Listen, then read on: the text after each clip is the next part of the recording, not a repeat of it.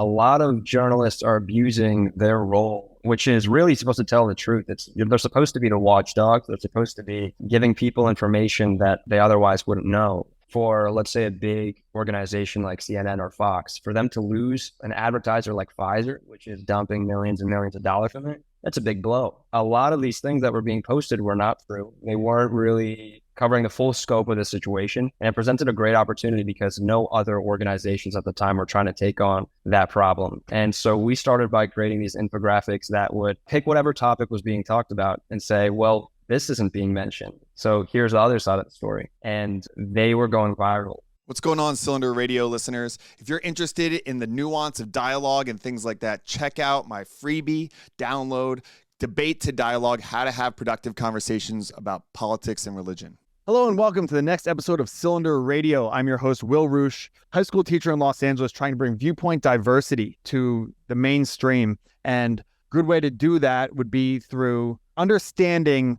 the information gathering devices that we use to try and make a sense of what's happening in the world. So I read a recent podcast with All Sides Media from Henry Brechter from All Sides Media. And today I have Ari David, who's the founder of Upward News, which is a news organization that I use on social media a lot to just get like good, quick information about what's happening in the world. There's a lot to talk about here with Ari about how do we decide what is news, how do we find out what's good news, and how do we keep it as ethical as possible. So there's a lot to cover on this episode, but people seem to come to me. First of all, welcome, Ari. Nice to see you, man. Thank you for having me here.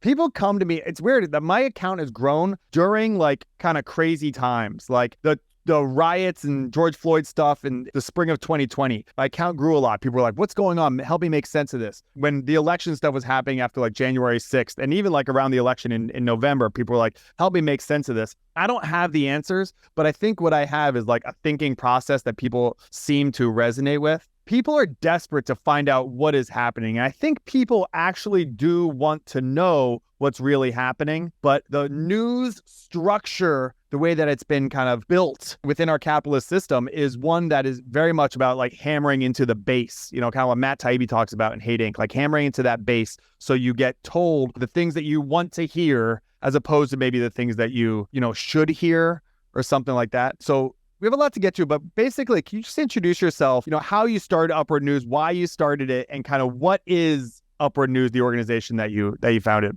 Absolutely. Start off by saying how we got started off. It was back during the BLM riots back in the summer of 2020. If you were on social media at the time, there was a lot of political dialogue going on. And a lot of it was happening in the form of social media posts that were created by people that weren't really interested in the truth. They were interested in getting their side to be taken as the truth. There was a time where everyone was pressured to post the black squares on their Instagram pages and a lot of stuff going on. And so I noticed that a lot of these things that were being posted were not true. They weren't really covering the full scope of the situation. And it presented a great opportunity because no other organizations at the time were trying to take on that problem. And so we started by creating these infographics that would pick whatever topic was being talked about and say, well, this isn't being mentioned. So here's the other side of the story. And they were going viral, those graphics. And like you were saying, it was a time when people wanted to figure out what was going on.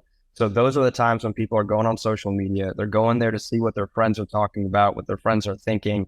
They're also going there to share with their friends what they're thinking. So those are the times when you pick up the most steam. And that period, along with the 2020 election, that was one of the biggest periods of growth that we've had. In terms of Upward News, we've really shifted since then because at that time we were kind of reacting to what people were talking about. And we've moved on to looking at what stories are really important, what stories actually make a difference, not he said, she said, this drama or that drama, and trying to report on it in a way where we're not giving you our opinions. We're not trying to make you think one way or another. We're trying to give you some level-headed analysis and tools that'll actually help you think better about the situation and give you the context that you need to know that maybe in different articles, you'll have to go into a Google search and see what does that mean or what is the history here. We try to put and anticipate all of the questions that a reader might have into a very small article that takes about a minute to read. And trying to change the media game there. Yeah, I mean, I love it. I use Upward a lot. Like the problem, I guess, is the problem that you have, which is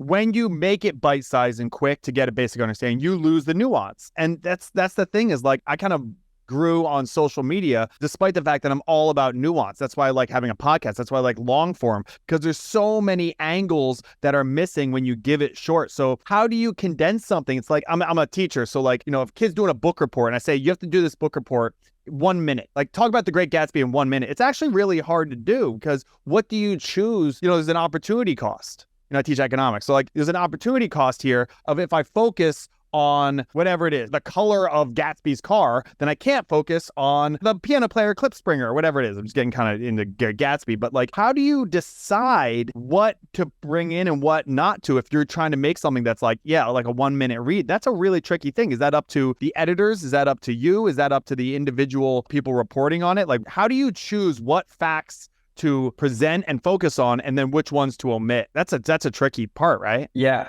So the ones that we try to omit are really the ones that everyone knows about. So we don't really omit them. We just kind of mention them and go through them, because it's not really changing anything for the reader there. The ones that we try to highlight are the ones that other people aren't talking about, because those are the ones that people are going to be shocked about, people want to know about.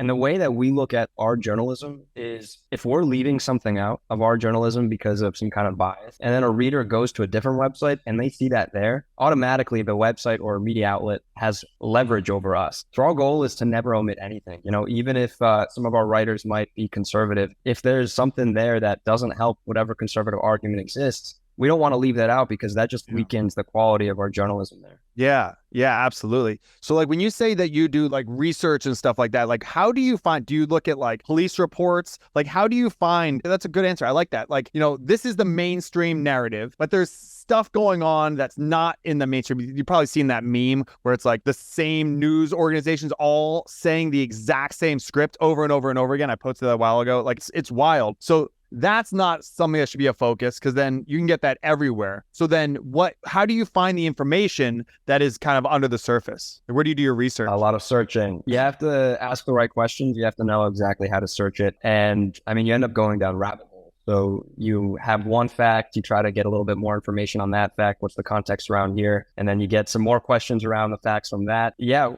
Our articles, they're each around 250 words, which is very short compared to a New York Times article that is about 2,000. Right. And in those 250 words, we spend maybe 2 or 3 hours writing and researching it, maybe even sometimes more. So our goal is to go through all of these rabbit holes for each article and figure out what to put them through there. But in terms of doing your own research, it's all about using the internet properly these days, varying the search engines that you're using, because a lot of them are not very accurate. A lot of them place ads much higher. And so doing your own research is practice. Yeah, and I like the stuff. I mean, you guys do stuff that's like kind of has been dismissed as like conspiracy theory and stuff like that, that you're just like, no, this is real. I've had so many conversations with people, like fellow teachers and stuff like that, where I've explained things. It's not that hard to find. Like, I'll explain, like, the Lloyd Jowers, I think it was like this like civil trial about James Earl Ray, the guy that was accused of killing Martin Luther King. There was a civil trial of Martin Luther King's family that basically revealed that the FBI was involved in Martin Luther King's murder. They're like involved in it. And that was a civil trial that when you bring out to people, they're like, no, that's not true. But it's right on Wikipedia. Like, it's not like you have to get into like microfilm at like the Library of Congress or anything. I mean, this stuff is there, like the CIA and like MK Ultra and stuff like that. These like wild things, Barry Seal bringing drugs in and dropping them off in Harlem so they can ramp up the war on drugs. Like, this stuff is wild. It's there. Like you say, it only takes like 2 hours of research. Like, that's not that long to reveal something. But I think that just packaging it as, this is the mainstream story,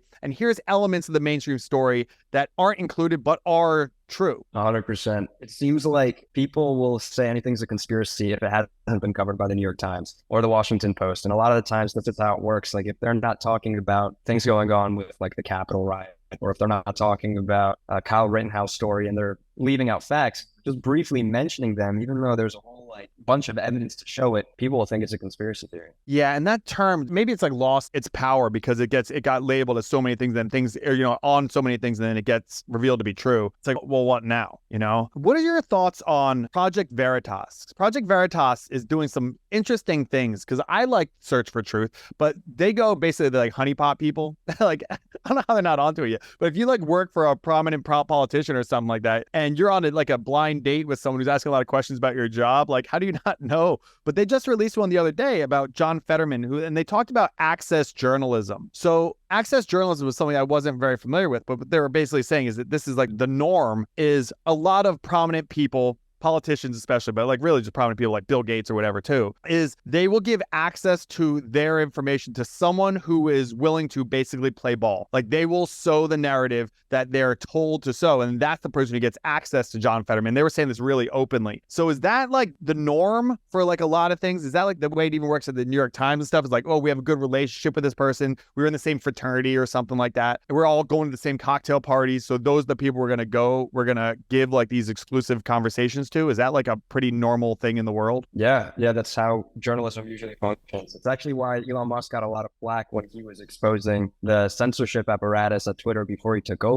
And he was giving it to journalists that he knows will cover it deeply. And they were saying, why don't you just release all of the documents? Why don't you let everybody see it? Even people that are fighting for free speech can get accused of doing that same thing. If you're in DC and you're working with journalists, they will not leak information to conservative news outlets, because why would they? Those conservative news outlets are not going to treat whoever's leaking it well. And so they'll go to the New York Times, the Washington Post, Axios, all of the group of people that are on the same team, kind of. Yeah, like what is that? Like, so here's the way I explain in my class, and I don't know if this is accurate or not. Maybe you can help me with this. So the reason I explained that the mainstream media, except for Fox News, is more left-leaning is because these are people who are good at writing. The people in journalism kind of majors on universities are good writers. They're expressive writers. They, have this like inkling of like telling stories, storytellers. Hollywood is storytellers, and storytellers tend to be more of that like right brain, more like,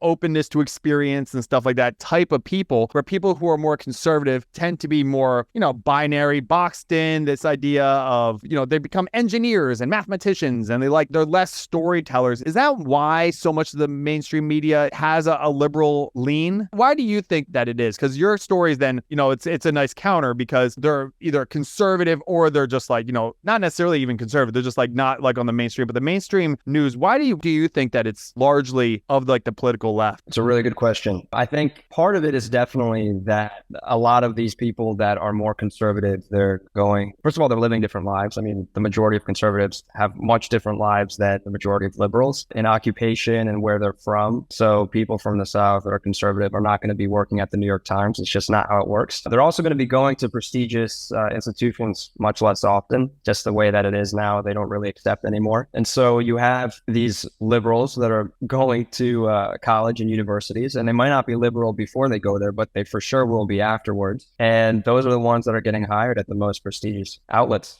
Yeah, I mean, they do stuff like unpaid internships. Well, who can afford an unpaid internship? A kid that doesn't need money. Like, I teach at a private school now, and there's a student that I taught. She graduated in like 2015 or something like that, 16. But like the smartest student I've ever taught in 17 or 18, like brilliant. And I was asking their sibling, like, oh, well, what's your sister up to? Because she's so smart. Like, oh, she's in law school. And then we just started talking more. She's never had a job. It's like 26 or something like that now, 25. Never had a job. So her parents pay her way through law school, pay for her apartment, pay for her car, pay for all that kind of stuff. I'm like, wow, this person's really brilliant, but like they've never even been on their own 2 feet, like ever, and they're like an adult. They might even be married now or something like that. It's really interesting because that's who's then going to be telling the stories of America. And these are people who are in a bubble. They're in an elite bubble. And that's who ends up in the New York Times. And that's a very prestigious job, where being a journalist was never really a prestigious job. It was kind of looked down upon. It was kind of like a blue collar job almost, like those people with the Rolodex, and they go out there in their trench coat, they're on the scene. But that's not really the way it is anymore. And I don't know how to correct that ship other than maybe just having independent people come in and challenge the Goliaths that are in the space. Yeah, I also want to add one point to there is that a lot of journalists are abusing their role, which is really supposed to tell the truth.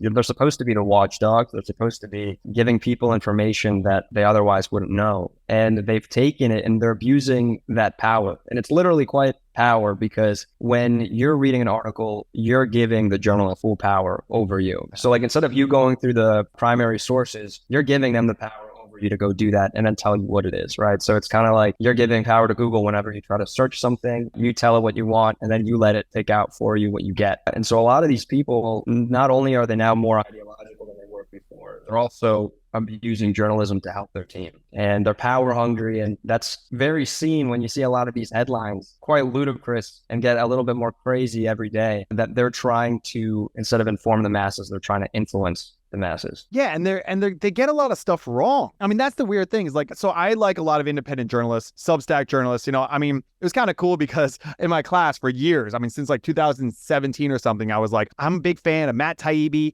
Glenn Greenwald, Barry Weiss, and those are like some of the people that Elon Musk picked. So I was able to be like, see, I know some good journalists. The thing with that I get from when I say like I like these independent journalists, I like the Substack, I like Upward, stuff like that, is what I get, the pushback that I get is, well, they don't have the kind of scrutiny that a New York Times, Washington Post has of like whole teams to make sure that what they're putting out there is accurate. And I'm like, but those teams are failing because they have a whole team, great, but they got stuff wrong, a lot of stuff wrong recently. So I understand the idea behind, you know, let's have a whole team, but that doesn't seem to be the way that it's working out, that these Substackers are getting a lot more stuff right than the New York Times is. That's a really tricky thing. People really believe that, though, that the big structure is going to be giving you a better product. And that's not necessarily true. Yeah, well, it's a bureaucracy, right? The New York Times, it has so many layers, so many different writers.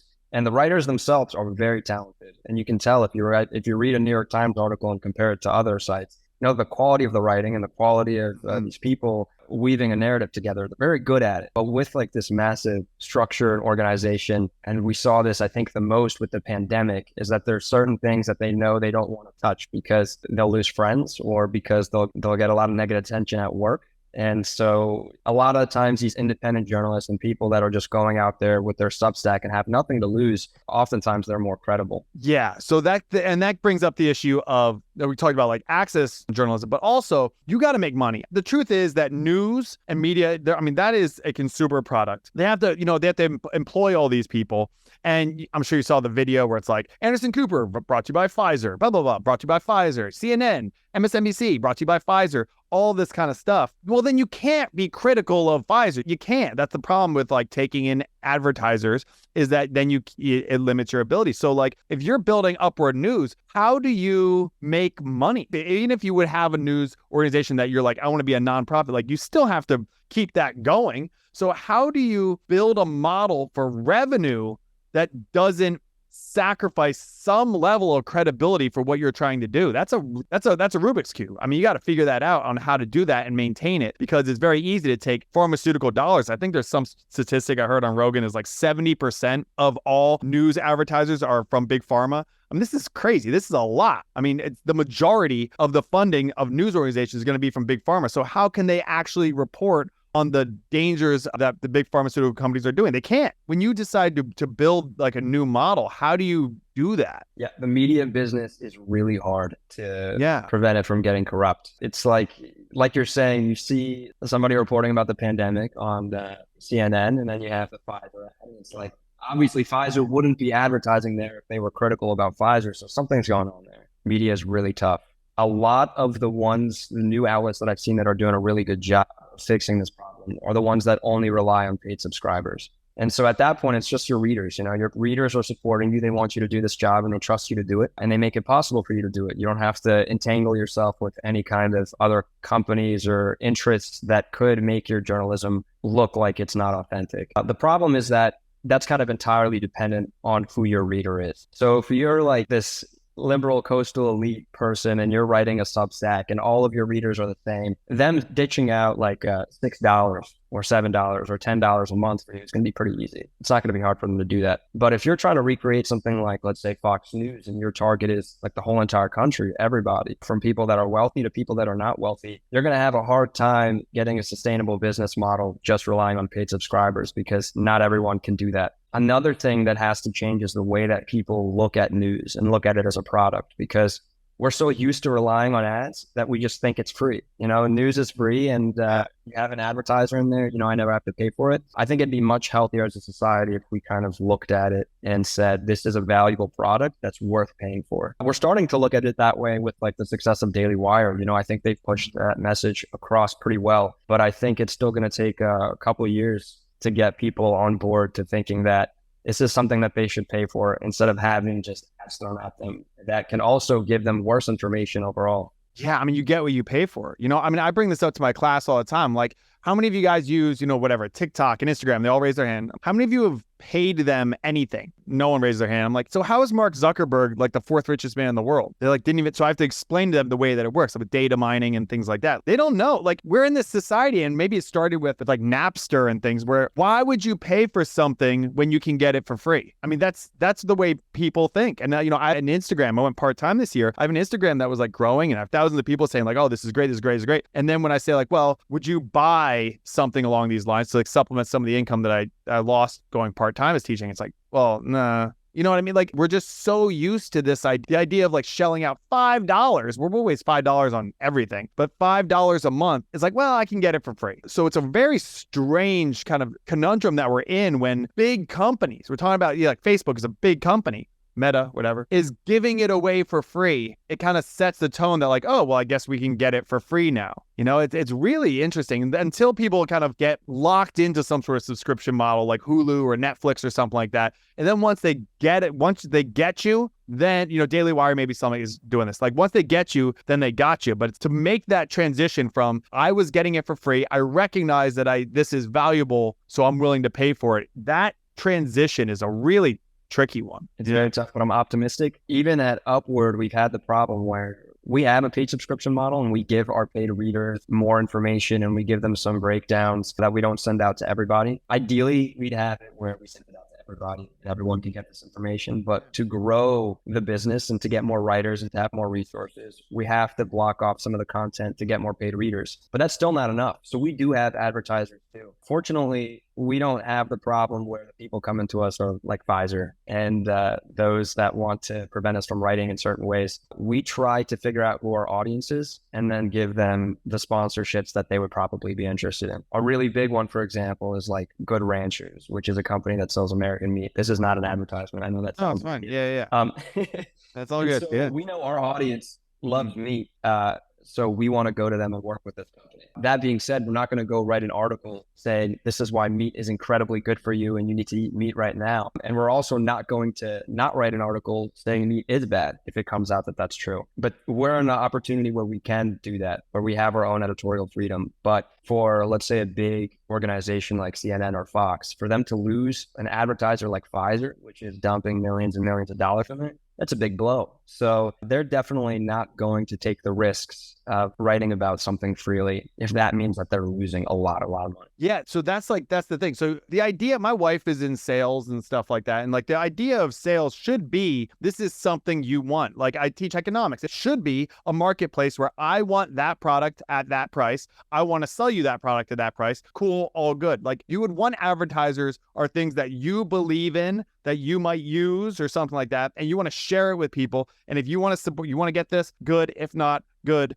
But like that kind of very honest way of doing business. I saw a trailer. I went to see Little Mermaid with my kids yesterday, and there was like a trailer for the new Indiana Jones, and there was just a blurb in the trailer that was like, he stole it from you, and then you stole it from him, and then I stole it from you. And someone just goes, well, that's capitalism. I was like, no, it's not. No, like capitalism should involve elements of like trademark and preserving ideas and things like that. Like protect your proprietary elements.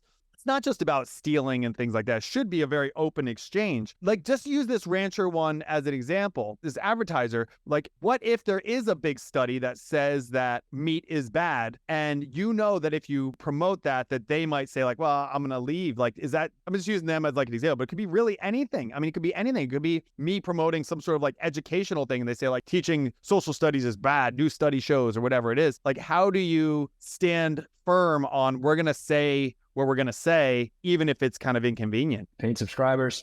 Yeah. That's the only way to do it, because if we were fully reliant on advertising and we knew that in order to make payroll and in order to feed all the employees and everyone that's working on this, that we would have to rely on ads for that, that would put us in a really tough spot. Fortunately, we're really dedicated to the truth here, and we're building out a very lean operation. So I'm the only person that's working full-time on Upward News. Everyone else are part-time and they're working on it in their spare time. So we haven't really gotten to that point yet where we have these kinds of concerns, and hopefully we won't, because to us, the most important thing that we have is our readers. And the way to preserve that is to maintain trust, right? Like that's the only thing that we really have here. And so, like I said earlier, we don't want to omit things that they'll see in other places because we're trying to build a very trustworthy relationship here. It's the same way with reporting. If there's going to be conflicts of interest, like us risking destroying the trust with our audience, that'd be a bigger loss than protecting one of our advertisers, right? For the behemoths, that might not be the same thing though. Well, no, I think it's not. You go to a mom and pop store, they really need your business. And if they sell you a product that's garbage, all right, well, I'm not going to go to them anymore.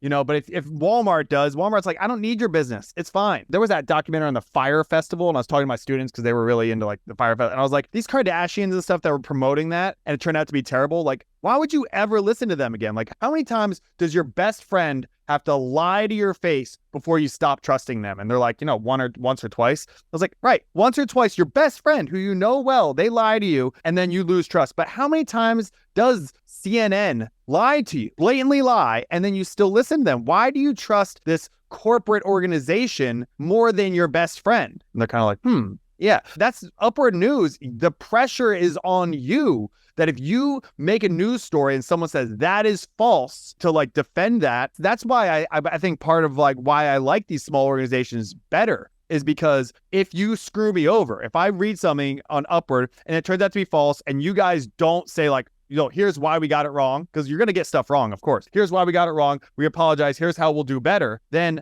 I'm out. And I'll just go somewhere else. Where at the New York Times does that, well, then what are you going to do? Just like give up the Times? And I have in a lot of ways, but like I think a lot of people are like, well, you can't give up this staple. The pressure is on you. And I think that's a good thing that the pressure is on. Absolutely. I mean, it means that we're trying to build a product for our customers and not the other way around. For our readers, they're the most important thing. We know what they want. And so, yeah, there's a lot of pressure on us. And every single day when we're figuring out what to write in our daily newsletter, when we're figuring out what stories, because we have a lot of stories in there. We have 2 main ones that we cover, that we go into a little bit of detail. We have 4 stories that we go into semi-detail, which are not too important where you need to know everything, but just maybe updates. And then we have around like 6 just headlines and stories you should know about. So a lot of the times we're figuring out, well, does this actually affect our readers? Is this just a story designed to like get people to like freak out a little bit? Is there actually a real world impact here? So we omit those, and we have a lot of dialogue within like our company Slack, and we say, is this a good article to put in there? Is this not one? And overall, I think our readers are really grateful with like the selection that we have, just because they understand that we're not here trying to get them to click something or to get angry, and we're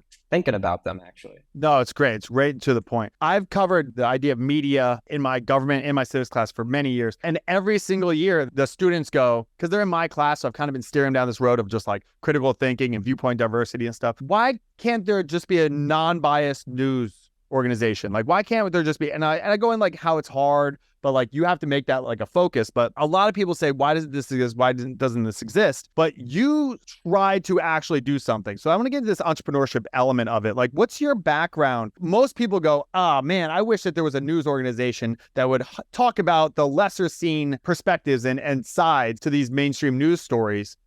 Most people just, that's where it ends. But you said like, I'm going to actually go out and do it, build it. I love entrepreneurship. My wife's an entrepreneur. I'm moving into that world in education a little bit. I promote it to my students a lot. I'm not like always saying like, just go to a 4-year college and figure it out. Like, I love entrepreneurship. What made you say like, this is going to be the thing I'm going to focus on. This is valuable to me. And then going through that whole process of deciding to do it. When you look left, look right, no one else is doing it. You said, all right, somebody should build this. I'm somebody. And moving forward, like what sparked that? Yeah, well, I'll kind of go way back. So first of all, my parents are Russian Jewish refugees from Russia. So I'm a first generation American, and the expectation is always you have to go to college. Like if I'm coming here, if I'm getting raised here, my parents had to do this whole entire journey to get here. There's no way that I'm not going to college. You just have to do it. And so I went to college. I got a degree in computer science, really because that's just a guaranteed payback, right? You go to college, you get a career that can actually pay off the student loans, which are insane. And so that was kind of my way, just doing the thing, getting my degree. And then I thought to myself, I'll figure out the rest later. Computer science is a great degree. It's a great career. But a lot of the times, if this is not something you're passionate about and you're not the best in your field, you're really just being delegated work that could be done by other people. And it's not very meaningful, in my opinion, in some cases. And so I was looking for a way that I and do something that matters, that will help people, that will create a difference. And so, like I started in the beginning of this podcast, during the whole BLM thing that was going on, during one of the most divisive periods in American history that passed 2 decades, right? And that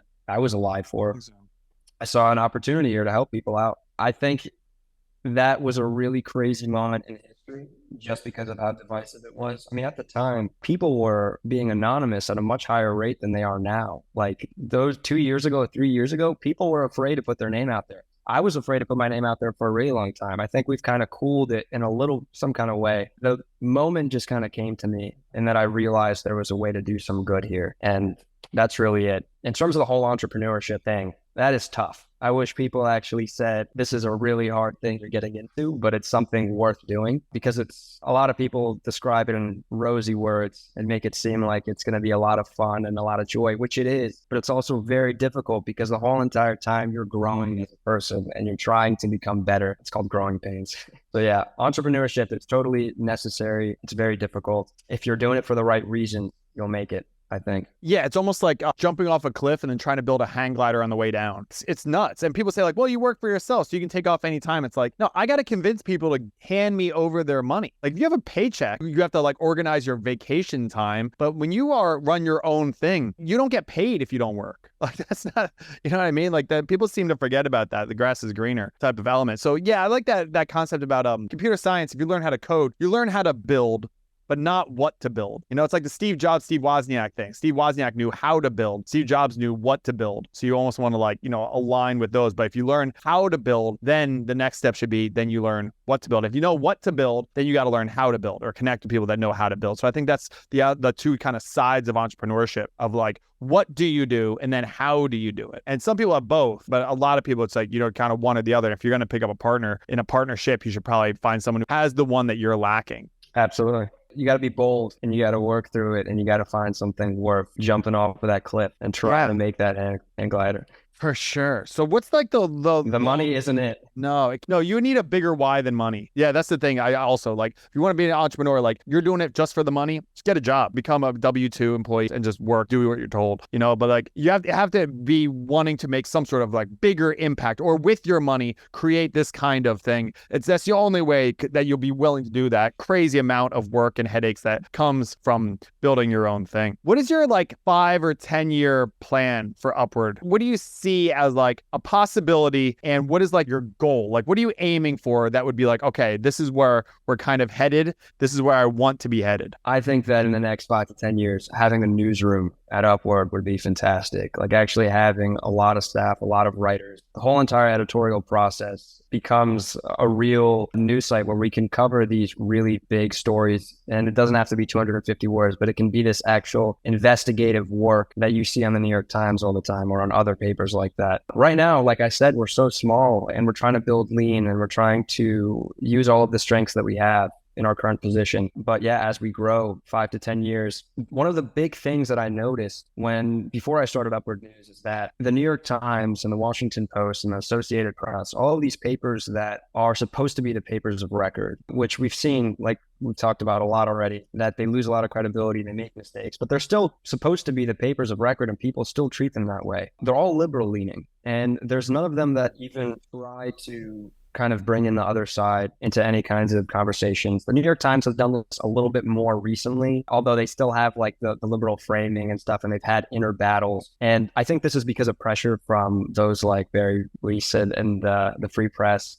Because there's competition now. Is something like the Washington Examiner or even like the Wall Street Journal, are they just looked at like as like a second tier? I was really shocked that maybe 4 years ago or 3 years ago, when I was first starting to follow the media attentively, I was sending my friends like Washington Examiner links, and they were like, "What is this site? I never even heard of this." And they're like, "It looks kind of weird too. Are you sure this is like a reputable source that you should be reading?" And so yeah, they definitely don't have any of the clout like that. And yet, even in DC, I mean, there's a reason why all of these leaders go to the Washington Post and the New York Times and all of that, because if they were to make a connection in the Washington Examiner and give them a really high profile week, would people even believe it? You know, would people hesitate and think, we actually need to see the papers ourselves, you know? Whereas the New York Times, they don't need to show people the papers. They just need to say, by the way, we have the papers. Here's what they say.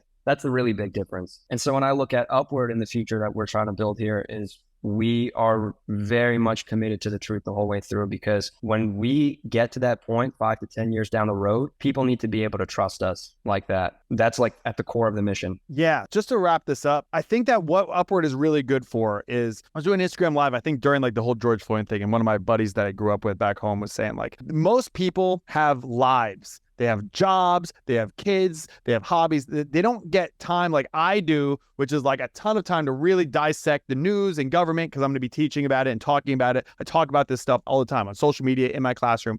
Most people don't. So they're just looking for, just give me like the basics. I think Upward is really good at just like, here's the basics of what's happening. You can read it quickly. You can read like the whole website in like a few minutes. Just like kind of like boom, boom, boom, done really quickly. So I think it's excellent for that. But where can people keep up with everything? Like, what are the platforms that you're on? And then kind of like make your like, your pitch essentially for helping people to just like give you a shot, like check it out and become a part of the movement that you're doing. Because, I try and bring entrepreneurs on here all the time in all the kinds of different fields, because I really believe in it. And I think that that's something that's very American of like, I want things to be better. I believe in progress. I mean, I don't know if by now's definition I'm progressive because I'm not like woke or whatever, but like I believe that we need to progress as a society. And I think entrepreneurship is the way to do it. So I love entrepreneurship. But where can people kind of keep up with Upward and everything that's going on with you guys? Yeah, well, first of all, thank you, Will, for having me on. Yeah. Letting me talk a little bit about what we're trying to do here at Upward. Social media, there's too much censorship on there. It's not even a good way to get the news anymore because you're only getting what's allowed on there. What I tell everybody is to go subscribe to our newsletter.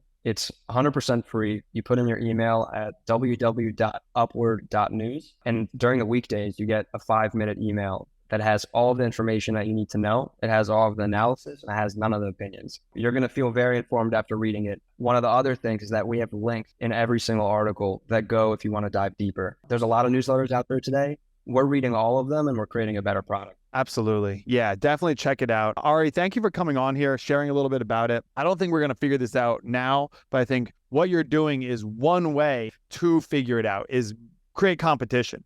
I think that's one of the big problems with schools is not enough competition. I think that's definitely a thing with news. So there's going to be competition. The big Goliaths are going to try and crush you, and they're going to try and send their memes basically to say like that you're bad or you're ideological or you're wrong because you don't have these kinds of things. But that's very American, is to say like, all right, I'm coming after you. I'm coming after your audience to try and give them a better product. If there's better shoes than Nike, then they should defeat Nike. And I think that holding your company and your viewers holding you to a high standard is probably the best way to do that. So I really appreciate you coming on here and sharing, a little bit about your organization. And I hope that people give it a shot. Keep a high standard, because that's what you want too. Absolutely. Yeah. And if any of the viewers go and subscribe to the newsletter, all they have to do is respond to any of the emails they get. It goes directly to me. I respond to all of them. People leave feedback every single day to every article, to different word choices that we do. And together with our readers, we're really trying to create something great here. So that's the way we're doing it. Absolutely, man. No, I appreciate everything that you guys are doing. And thank you to the listeners out there for sticking with this podcast and following along. Go all over the place. Like tomorrow, I'll probably have disabled trans person on or something like that. Like it's all over the place with this podcast just to try and really understand different perspectives on things. And I think that the media is a really important one. So thank you guys for listening. And thank you, Ari David. And thank you to Upward News.